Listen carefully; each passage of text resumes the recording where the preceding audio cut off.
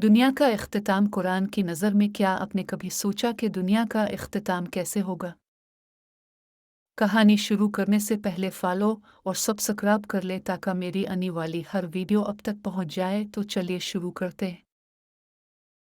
कुरान के मुताबिक एक दिन ऐसा आएगा जब क़यामत बर्पा होगी।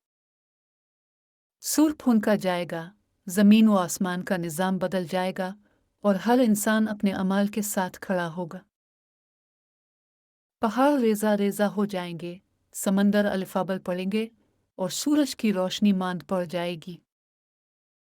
कुरान हमें डराने के लिए नहीं बल्कि तैयार करने के लिए ये मंजर बयान करता है। असल कामयाबी इस दिन की कामयाबी है जब हमारे अमाल हमारा साथ देंगे। ये याद दहानी है कि दुनिया आर्जी है और आखिरत हमेशा की जिंदगी।